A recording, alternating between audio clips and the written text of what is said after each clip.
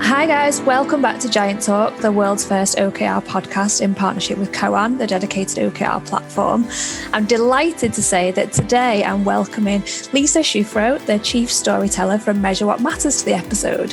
So Lisa, can you tell us a little bit about yourself, your background and what led you to OKRs? Wow, jumping right in. Thank you, Jesse. We're so excited to partner with you on this episode. We've been big fans of both Koan and Giants for a while. Great. And whenever I'm like, does anyone actually want a podcast on OKRs? I'm like, why? Yes. Thanks for having us. So my background is actually that I'm a media executive. I've worked mostly in the conference space. I'm best known for having been head of programming for TED Med, which is the largest spinoff of TED, focused on health and medicine. And since then, I've been an independent curator in the conference space. Prior to that, I had 10 years working in business innovation. So TED Med was kind of this convergence of technology and design and culture, and ideas worth spreading. So I'm a specialist at identifying what's essential about a problem or a solution and explaining it to broad audiences. I was recruited from TED Med by Tony Hsieh to do curation for his downtown project in Las Vegas. But while I was there, I also launched his Holacracy system, which was a distributed management system designed to really bring about innovation and learning across communities. Mm-hmm. And it was part of his vision to reimagine cities and corporate longevity. After that, I continued to work with conferences around the world. And after John Doerr wrote the book, Measure What Matters, the genesis there is it's not just a book, it's a movement. Yeah. And so they reached out to me and asked me to tell more stories for them based on the work that they'd seen me do, working with leaders and building community through content. Fantastic. So your role is kind of very much about getting that message out there in a kind of storytelling way, like you say. Yes, I think that was interesting that John wrote his first book about leadership goal setting and specifically about OKRs. I also think it's interesting that he doesn't see this as a field guide. The book itself, for anyone who's read it, is very much stories about leaders, about teams, and watching OKRs transform how these teams interact. So storytelling is part of the culture of what matters because rules must happen in context. And we very much emphasize that context. Yeah, absolutely. And I think that's something that we'd very much advocate at the Giants, is the fact that OKRs are very much kind of a methodology and a set of kind of principles, but they need to flex in kind of everywhere they go. So it's almost about those stories of them working in different environments, which is really important. So you mentioned the book in your kind of past sentences, and I think it's fair to say that most people who look to OKRs probably buy Measure What Matters, and they may not read it all, but they've probably skimmed enough of it to think they get OKRs and they've probably got an opinion. So that kind of leads me on to my first question nicely. So we're kind of intrigued to know how you guys use OKRs at Measure What Matters internally. Wow. Well, I think like every other organization, it's an iterative process. And we were so lucky that the role model for setting great OKRs is John and Ryan, who learned it from Andy Grove. So I think what's been wonderful about our own team's experience with OKRs is always getting to see the best of and see someone who really hasn't spent a day of their career independent of OKR style thinking. So what matters is very entrepreneurial in its spirit. And I think John would be the first to say that the thing about entrepreneurs is you're always trying to do more than you thought possible, with less than anyone thought was possible. And so OKRs are a vital part of our own practice. We're a distributed team, and we use OKRs at the start of every single meeting to make those meetings quick and productive because we're all simultaneously working and having other lives, as has been proven quite interesting in this past year with the pandemic. So, like any team, it takes cycles to improve. One of our team members who writes our newsletter her first OKR, we have a video out where she says, look, my first OKR was deliver excellence. And now she writes our newsletter. So, anyone can learn the skill, but it is not intuitive. And so we practice with every meeting. We practice with every one-on-one. And it's been remarkable to see how the discipline around how could we define what matters, how could we measure it with greater sophistication has transformed our team. And I think maybe what's distinctive about our own OKR practice relative to the organizations that we coach or advise is we've learned that failure really is part of the process, not just failure at the goals, but failures at OKRs themselves, that it's not about the stick at the end of the cycle and the performance review of, is this failing at this goal going to result in a damage to my reputation? It's really a discipline of learning how to achieve heights of performance that you didn't think were in reach. And you have to have the faith that you're going to iterate and figure out how to succeed with each successive cycle. So I think that's maybe the philosophy that has been the most enriching for our own team. And I think that's interesting what you say about the kind of the stick at the end of the cycle. And I think if you're encouraging that stretch, which is something that we would definitely encourage people to do, if you don't think there's going to be a stick at the end, then there's going to be no stretch involved because they want to be able to meet obviously their objectives. So, and that's really interesting. Yeah. I suppose you kind of touched on it then really. And I suppose I just kind of want to bring you back to it. And would you advise our listeners on some of the best practice that John writes about? And I suppose he probably instills in your team as well internally. Sure. I think the most difficult part of the discipline is to keep it simple. Mm-hmm. Yeah. Ryan likes to use the term that an objective should be poetic, which I love, not just because that's an inspirational quality. This isn't just a touchy-feely thing, but that quality of poetry is what is the fewest number of words that you need to make a connection. Mm. And that is what makes poetry so powerful relative to prose.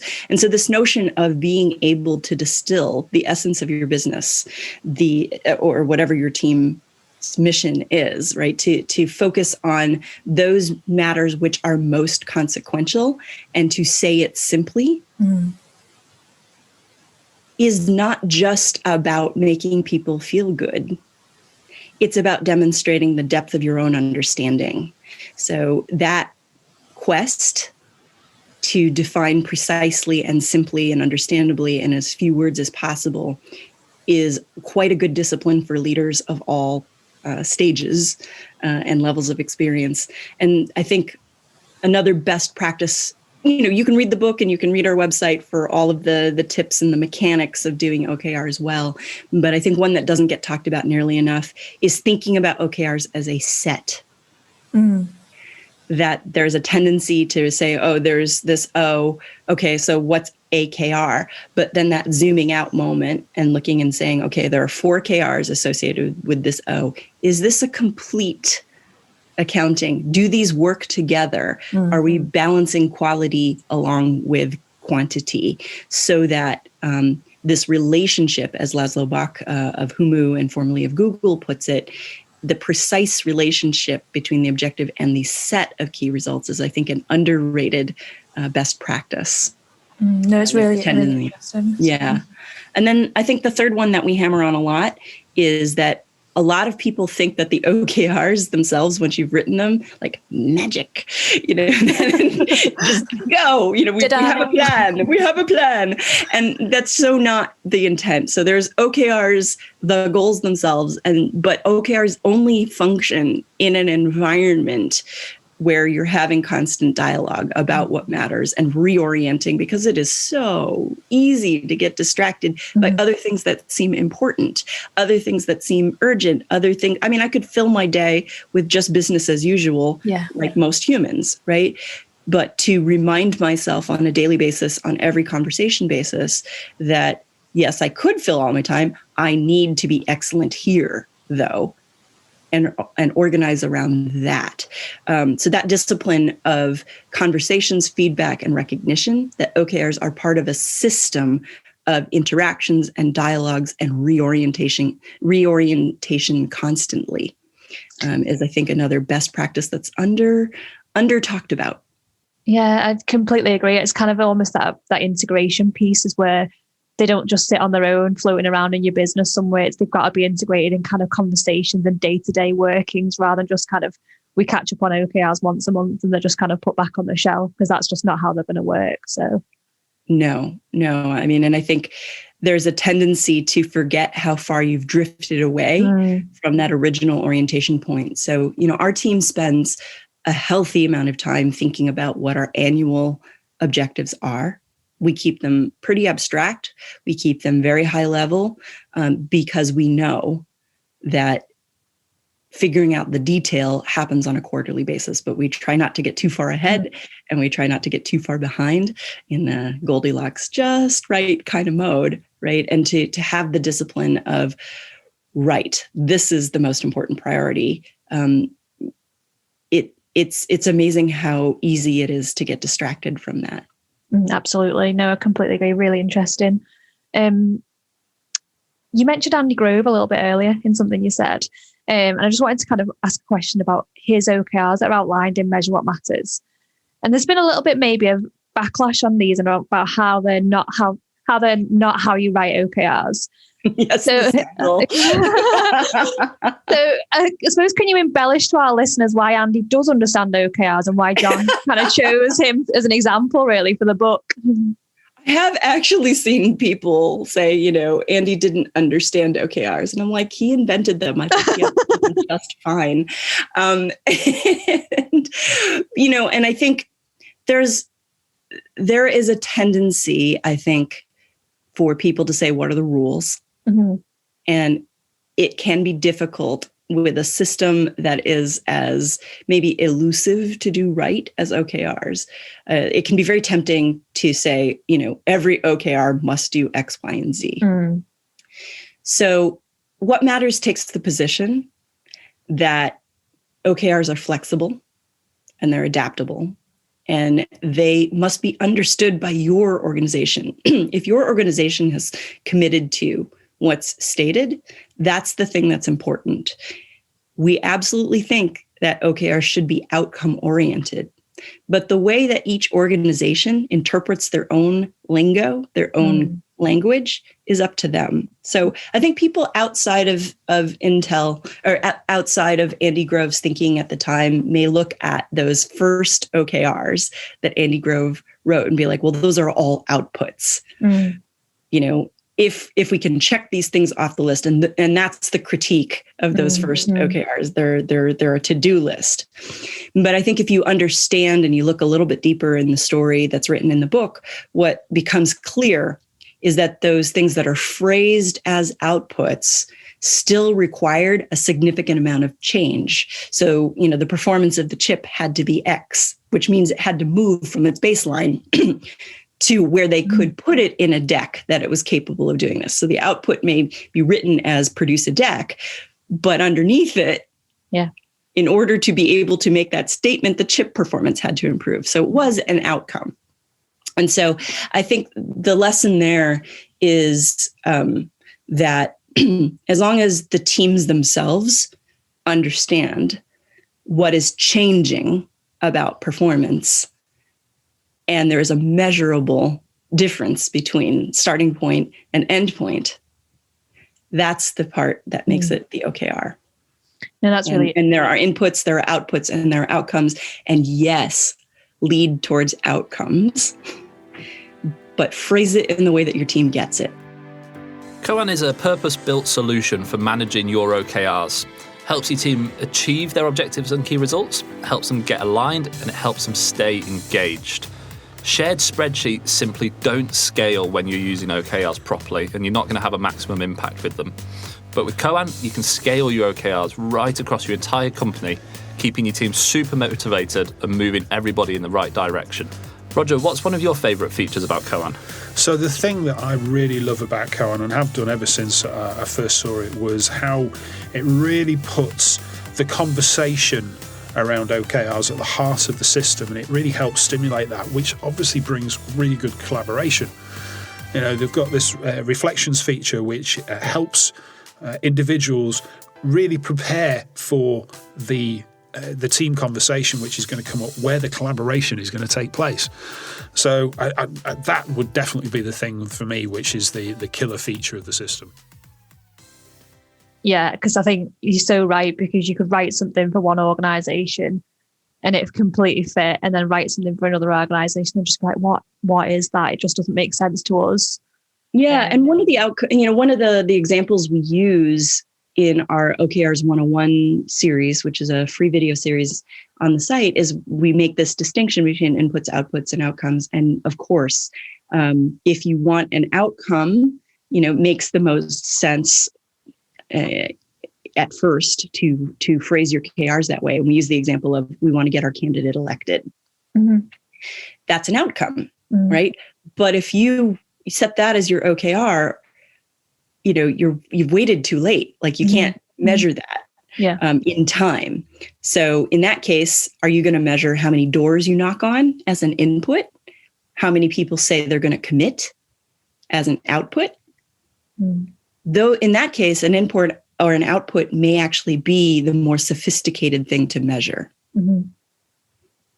even though the thing you want is a clear outcome. Yeah. But it's the journey, isn't it? Like you say, to get to that outcome. Yeah.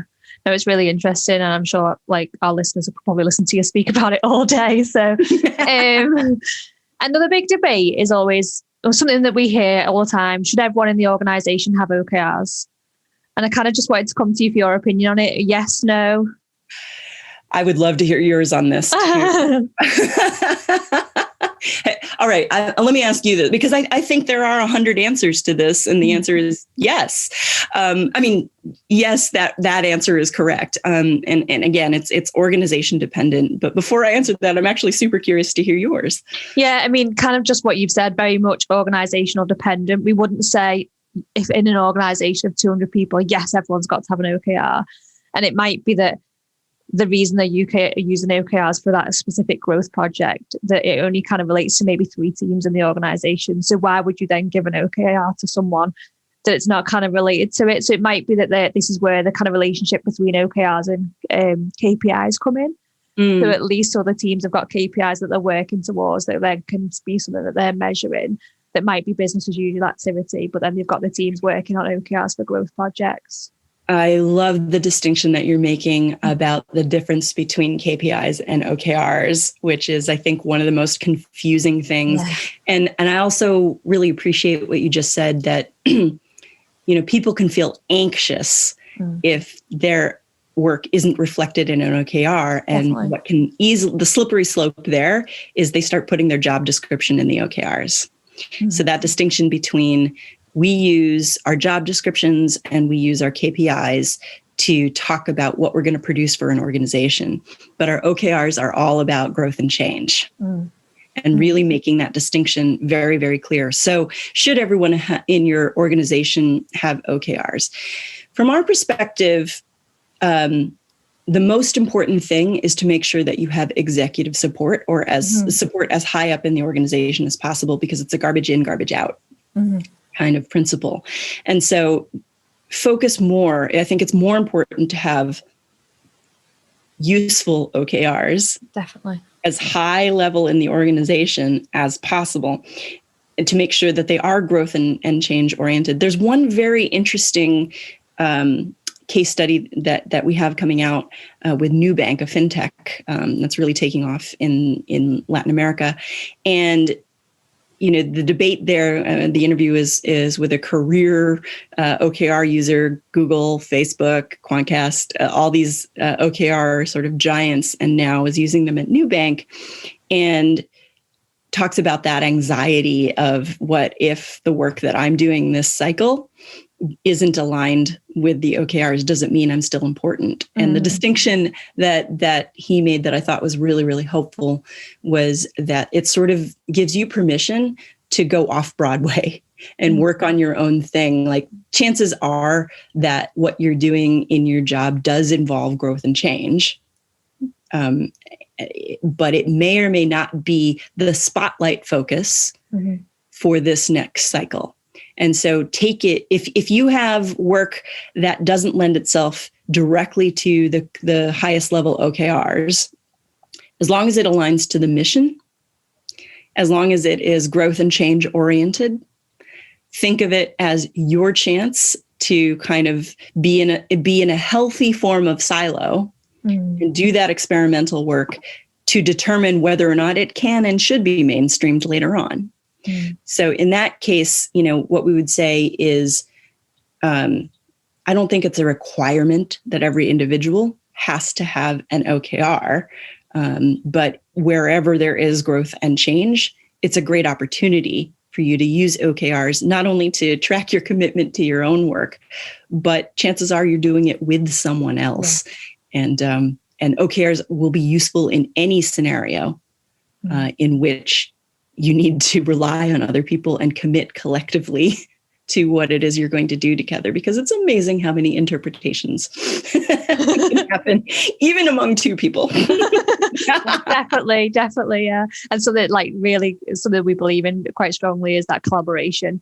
And it's not about kind of siloing off. It's very much about kind of, it might be that you need to work across 4 teams to complete this OKR. So it's very much about collaborative work. And so, yeah, really interesting again. So there's a huge gap between maybe ideas and execution of OKRs. So people have this great idea, we're going to go for it, and then the execution may not live up to it. So kind of what common pitfalls do you see? And most importantly, how can you help remedy them? And I'm not asking you to list off a whole list of kind of pitfalls, but the most common ones, I guess, that you see. I know, I'm just like this. We've just gotten into the self-help category and the life category right there. This gap between ideas and execution is the human condition in a lot of ways, right? And I think that it's happening more and more in situations where teams are dealing with complexity and uncertainty, which is now much more normal, or much more common, I guess I should say, than uncommon. So what are your coping mechanisms for that? And again, the website and you yourselves have so many resources for the tips and tricks. So I think the best advice that I can offer here is that remember that the book is called Measure What Matters. Yeah. Not everything. And I also think it's significant that the book is called Measure What Matters, but when John and Ryan started the site, it's what matters. And there's this tendency to believe that we have to track everything, but that's overwhelming. And not needed, probably either. It's definitely not needed. There are things that for the next 90 days have an outsized impact on our goals. And in talking with TED, for example, when they used OKRs, one of the insights that they shared was that, yes, all of these were good ideas. All of us are inspired, mission-oriented, high-performing people who want to do good in the world, but we could actually get more done if we could agree that we're only going to be excellent at these 5 things for the next 90 days. And when you begin to think beyond what you think is a good idea and instead say, for the next 90 days, we're all going to pull in the same direction. And then the next 90 days, we'll talk about whether that thing that I'm passionate about belongs. But for the first 90 days, I'm going to take out the noise of thinking that I have to get my thing across too. And instead, these are our things. That transition to we've decided collectively that for the next 90 days, this is what matters. And we're going to measure our progress, not as self-punishment, not as cause for judgment and terribleness, but instead as an opportunity to learn how to orient better in the next cycle. Yeah. I think that's really important what you've just said. And I think it touches on kind of what you said right at the start about how you use them internally, about learning from every kind of cycle. And that's something that we see quite often is people trying to implement them and then not getting it right first time and almost thinking they've failed. And it's not a failure at all. It's very much about kind of learning, what can you change to make it better next time? And then again and again and again. So it's very much that like test, learn and adapt kind of process. Yes. And it's always surprising to me, if you are a high performing athlete or artist, you kind of, or, want to be a pop star, like you go into that profession expecting to fail and being surprised when you succeed. But in so many other disciplines, you go expecting to succeed and feeling devastated if you fail. And I think I think the healthiest organizations I know are focused less on whether they succeeded or failed and more about, can we recover?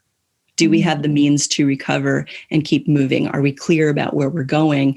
And be delighted that you got your mistakes out before anything really big happened. Yeah. Yeah. And, the ways that you can make mistakes are exponentially larger than the ways that you can succeed. To go super nerdy and literary for a moment, I'm reminded of Tolstoy in Anna Karenina, where he says, all happy families are alike, but each unhappy family is unhappy in its own way. And so I think that's, what OKRs can do is say, this is what happy looks like. Yeah. What are the different ways that each team has to grapple with recovering and losing and recovering and losing what it is that we think we want. And, so, again, like you, we have a lot of resources between our OKRs 101 series and our guided cycle and our case studies. All of those are intended to show, unhappy families finding their way towards happiness in their own way. But don't be afraid, if you're not, cookie cutter like you see it, if you're not Google on cycle 1. Yeah, you're not absolutely perfect. As soon as you implement them, it's never going to be like that way, really, for most people. So, any of you who are listening who are perfect, call me. Shout up, something we've mentioned on, something we get asked all the time about is performance management and how about OKRs and performance management, and we think it's kind of important to separate the two, really. So, what's your kind of stance on this, really, around career growth and bonuses, and I guess job and stance as well? Well, John's stance is the easiest one to describe. Don't mix them. Don't. Yeah. I have had difficulty finding organizations that make a complete separation. So on the other end, there is difficulty separating OKRs and performance reviews from existing performance review processes. And there's this temptation to use the piece of paper in your OKRs as proof that you deserve your bonus and compensation. From our perspective, somewhere in the middle, I think Paul Niven is very good about saying it's a matter of when the OKRs play into your performance. So, I think, again, there's a range of answers. Even John, I think, would say that sometimes a sales goal might be driven by an OKR.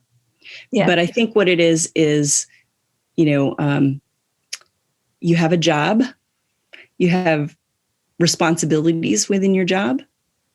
There are things that job is supposed to accomplish over time. And then there are your OKRs. Yeah. And your OKRs are meant to be what's the most aggressively realistic outcome that I can commit myself to. And you want to encourage people to set goals that force breakthrough thinking. So if they come in with OKRs that are red, but got them across the line far further than they would have if they had sandbagged, you want to reward that behavior. Yeah. But we think the best way to reward that is to separate it completely. What do you see? Because I it's not the most satisfying answer. I think there are things like, don't make OKRs the only factor. Right. And how do you deal with performance reviews? I think you do that based on those long-term outcomes, on what the role is responsible for, how skillfully you manage a team. But the OKRs can, and if you write OKRs well, you should accomplish all of those things in your job description. But I think using it as proof. Very similar kind of stance. We would say not to kind of put them to separate them basically. And I think that our stance is very much around kind of the risk element that we'd like people, and the stretch, going back to the stretch that we spoke about earlier. So you want people to take almost risks and stretch themselves within your OKRs. So if they think they're not going to get their bonus, or they're not going to be told they're doing well because they don't reach that OKR, then they're never going to stretch. Ultimately, they're going to make sure it's probably a little bit easier so they can definitely make it, which isn't what you want from a growth or a change strategy, like you say. So that's kind of our stance on it, really. Yeah, I think the more that you want compliance, the more you really want, what you're looking for is, management. What you're looking for is project management and productivity in a very traditional sense. And those things are the backbone of a business. And it's really important to remember that OKRs are not that. OKRs are that space where you say, what's the breakthrough? What's the thing that's going to make you think higher? If you don't distribute that kind of breakthrough thinking discipline throughout your organization, it falls at the quote top of your pyramid. Yeah. Given how uncertain and complex the world we live in is today, that strikes me as not a smart strategy. You want to use the 3 pounds of Jell-O that are inside the skulls of every member of your organization. Definitely. No, I completely agree. Yeah. I kind of want to dial down a little bit on this, if that's okay. So something I know you chatted to Jill about in this pre-episode call, and something that obviously you've said about integrating OKRs with PM processes, so performance management processes. But something you mentioned was about cautioning against mistaking OKRs for PM processes and vice versa. And I suppose just can we elaborate on that a little bit, really? Yes. This is one of the things that I think is the hardest for organizations to truly grasp. Yeah. And it's because it's not super intuitive. The one of the early mistakes that a lot of organizations will make is they will turn everything they do into an OKR as a way of tracking activity. And we all know those painful meetings where one-on-one you go around and you report what you did this week. Yeah. And it's not interactive and it's not problem solving. And people are mostly just waiting for their turn to speak to prove that they've done something. It's not that those meetings are without purpose, but they are certainly low energy, right? And especially when everyone's dealing with Zoom fatigue, I think you have to be really thoughtful about why are we gathering? Why? OKRs are really that point at which instead of talking about your work plan, instead of talking about your activity, you're instead talking about, if this is a marathon, which mile marker are we on? Are we in the uphill portion? Are we, where are we in this journey?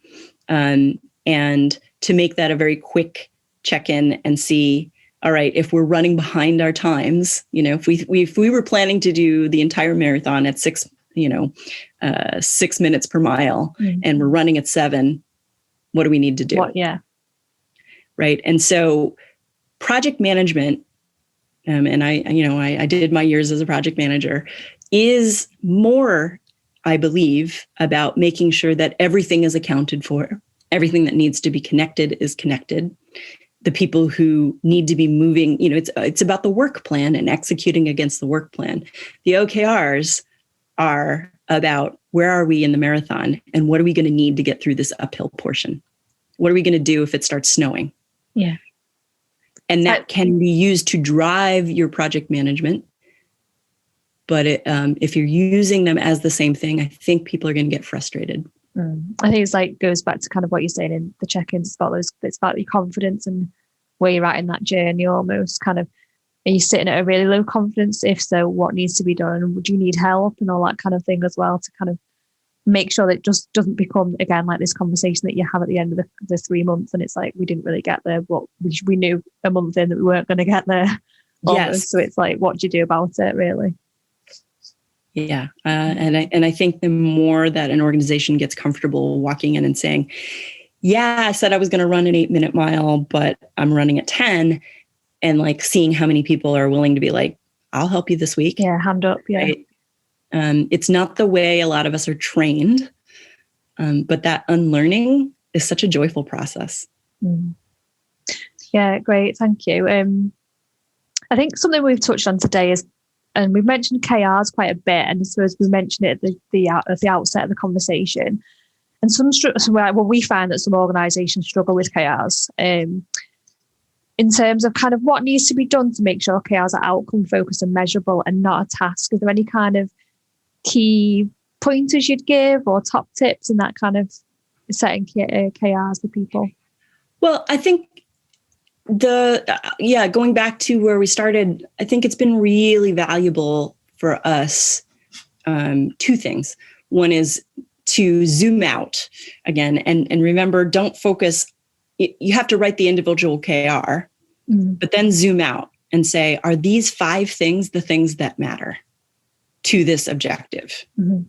And very often what we'll find is that do be careful about the phrasing, because the difference between whether what we're after is to be easy to find versus most helpful changes the decisions that your team makes on a day-to-day basis. So a good KR isn't telling them what action step to take. It's telling your team, here's how to distinguish what's right from what's more right. Mm-hmm. A good idea from the hardest thing is the good idea versus the good idea, right? It's not the good idea versus the bad idea. Hopefully you've hired well enough to eliminate, a whole lot of that. Everyone makes mistakes, but the hardest thing is, how do we choose between good ideas? And a KR should help you decide that without the leader, without the person with the big title in the room. So look at your KR and say, will this help my team member choose between a good idea and a good idea? I like that, a good idea and a good idea. Yeah, it's good. I like it. Great. No, thank you. That's a really good point to make. I suppose my final question to you, Lisa, is one thing that we've encountered sometimes at TBG is people potentially reading the book. And I know something that we mentioned earlier is about, and this will touch in the answer here, I think, is around how the book's more about examples and stories. Mm-hmm. And it go in, and then potentially people have read the book and then they go it alone with an OKR implementation. And then they potentially may hit blockers, and in some cases they may fail. And what would you say to that? The good news is that there is actually a quite devoted and passionate community of OKR enthusiasts and experts. And I've been very encouraged getting on social media and finding the likes of organizations like yourselves who are actively having the conversation. Because in the end, this is not a discussion about OKRs per se. This is, so many people are suffering from bad leadership, right? And culture, yeah. So what is a way through that? The most reliable way that we have seen is to focus on what matters and to measure it. We think OKRs is the most universal, flexible, easy method for doing that. And we've built the site around not just inspiring people, but we are building, those FAQs, and we're holding office hours, and we are responding to people who send us inbox love letters and all of that. But we are by far not the only ones. We just see ourselves as, one ring in a circus, a very joyful circus of making leadership work better. So, in addition to whatever resources we have on the site, the newsletters that we offer, there are wonderful community members out there. Everyone from that person struggling to get the reluctant person in your organization to adopt them, or to get the busy executive to actually write great OKRs, to, coaches who have worked with, everyone from logistics and supplies companies, to the most cutting edge blockchain. There are people out there. And if you follow us or you follow you, I think you'll find a lot of people who are one thing people always want to do is help you fix your OKR. I've discovered that is one of the fastest ways to engage this community. So just ask. Yeah, it's a night. Really, I suppose that's something we found as a supportive community in terms of sharing and kind of all that kind of sharing knowledge, sharing all that, learning from each. It goes back to the principle of learning all the time and kind of testing and learning. So, agree on that front, definitely. Well, fantastic. thank you for joining me today. I could have spoken to you all day, and I'm sure our listeners could have listened to you all day. So, Thank you. But unfortunately, this brings us kind of to the end of this episode of Giant Talk. So I want to say a massive thank you to you, Lisa, for joining me for today's episode, and we hope all listeners have enjoyed it. As always, if you guys have got any questions or feedback about the podcast, please do get in touch either via our social channels or at growth@thebygiants.com. And we'll see you next time for another episode of Giant Talk. Thanks, Lisa. Thank you, Jenny.